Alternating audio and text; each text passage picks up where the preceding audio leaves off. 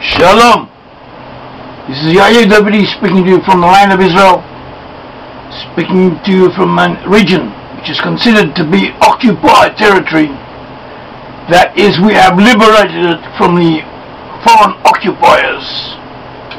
And we are speaking to you now on behalf of the Jewish people and on behalf of the lost 10 tribes of Israel. Our organization researches the whereabouts of the lost 10 tribes. We have found where they are, we have proven it, we have proof of it, and this is what we do. We continue our research on the subject, and we spread knowledge of our findings, and we call upon both the Jews and the lost 10 tribes to return, to reunite, and to reconcile with each other. And indications are that the first step has to come from the other side. It has to come from the USA. It has to come from Joseph. Joseph has to begin the process of reunification. We are a family. We are one body. We have one Father. And this is what we are. The Jewish people, the people of the land of Israel, and the Jews in the diaspora. They are descended from the tribes of Judah, from Benjamin, from Levi, and from minority representative portions of the other tribes. Most of the Israelite nation, most of the tribes of Israel were with the lost 10 tribes, with the tribes who were taken into exile by the Assyrians, and they lost consciousness of their ancestry. But nevertheless, according to the Bible and according to rabbinical sources, they remained together more or less in coherent bodies. Even though they forgot who they were, where they came from, they remained as cohesive entities in history, and we can trace them, and we have found where they are, and we have proven that they are to be found amongst Western nations, amongst Western peoples. And in those nations we have the tribe of Joseph. The tribe of Joseph was divided into two, Ephraim and Manasseh. Ephraim and Manasseh. These were the two tribes of Joseph. Manasseh was to be especially dominant, especially representative, to give expression to himself in the USA, amongst the Americans, in the American people. This is a call to the American people, telling them and repeating to them that we are a family, we are one nation, and we have to act as such, and we have to bring this home to ourselves. And this was the message of Benjamin Netanyahu, Bibi, the Prime Minister of Israel, a few days ago, when he gave a speech to AIPAC, when he came to speak before Congress the day before, he gave a very short talk to AIPAC, and in that speech, at the end of that speech, he gave a call to the American nation, as a whole, and he said, we are a family, we are a family. That is a message, that is what has to be brought home to all of us. Indications are that America, the USA, will be redeemed first before all of the others, before all of the other tribes. Midrash, like a tradition of the sages, based on the Bible, concerning the relationship between King Saul, the first king of Israel, and the people of Yabesh Gilead, which were on the other side of the Jordan River. And these people of Yabesh Gilead, they were from Gilead, they were from Manasseh. There had been a civil war sometime beforehand, between the tribe of Benjamin and the rest of the tribes of Israel. Most of the tribe of Benjamin had been wiped out, and they had submitted, and reconciliation had been effected, and they lacked women for wives, so some of their wives they took from the people of Yabesh Gilead. Later, sometime later, after the tribe of Benjamin had recovered, King Saul was chosen to be the first king of the house of Israel. King Saul was from the tribe of Benjamin. Meanwhile, the king of Ammon, the foreign king, had been laying siege to Yabesh Gilead, and he had threatened to exterminate it, and he said he would let them live, he would let them survive on one condition, that they allow him to take out the right eye of every male in the settlement. So they asked for a delay. And meanwhile they sent messages to all of Israel. King Saul heard the message, and he marched all night long.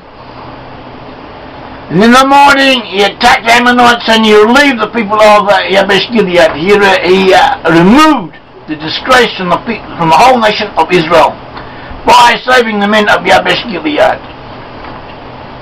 Later, at the end of his reign, King Saul was defeated by the Philistines, and King Saul was killed along with some of his sons. His head was cut off, and his body and the bodies of his sons were put up, fastened to the walls of Brit-Am, which then was a Philistine city. And when the men of Yabesh Gilead heard of that, the warriors amongst them, they rose up and they went down, and by force they took the bodies and they buried them respectfully, and then all of the inhabitants fasted for 7 days to give respect to the memory of King Saul who had saved them. So the Midrash, concerning this event, the Midrash says, where do we learn about doing acts of kindness to those who are mourning? We learn that from the people of Yabesh Gilead, who said to themselves, are we not obligated to repay kindness to the man who saved us from being disgraced by the people of Ammon? Consequently, all the valiant men amongst them stood up and went all night long till they reached the walls of Beth-Jan. As it says, all the valiant men arose and went all night and took the body of Saul. God therefore said unto them, I will give you a reward in the future, for I am destined to ingather Israel from the four corners of the earth. And firstly ingathers the half tribe of Manasseh. Firstly ingathers the half tribe of Manasseh. This is written in Psalms 67. Gilead is mine, mine is Manasseh. And after that ingathers Ephraim. As it says, Ephraim also is the strength of mine head. Psalm 60 verse 7.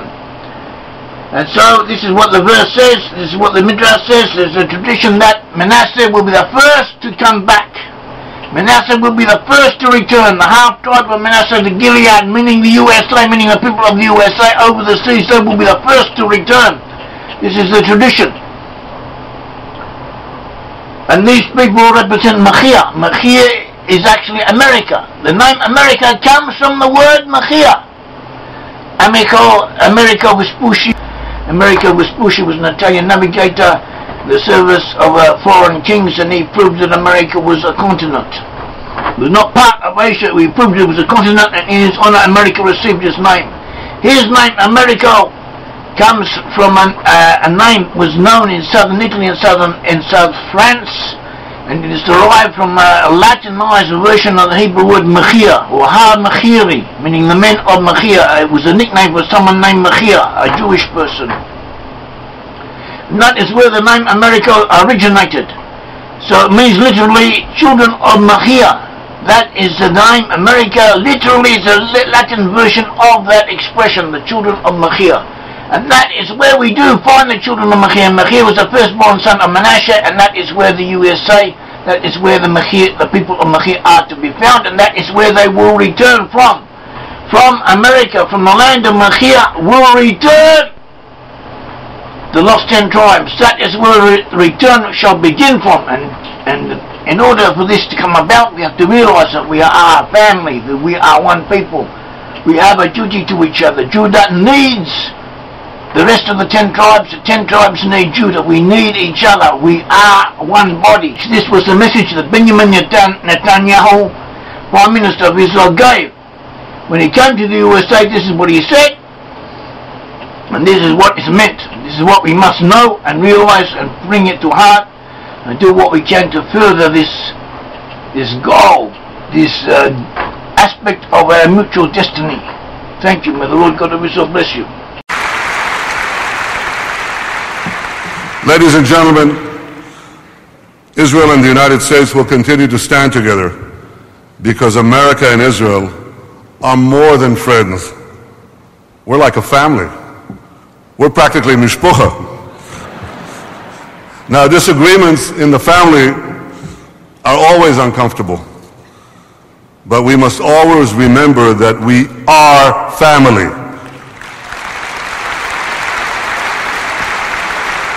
Rooted in a common heritage, upholding common values, sharing a common destiny. And that's the message I came to tell you today. Our alliance is sound, our friendship is strong, and with your efforts, it will get even stronger in the years to come. Thank you, AIPAC. Thank you, America. God bless you all.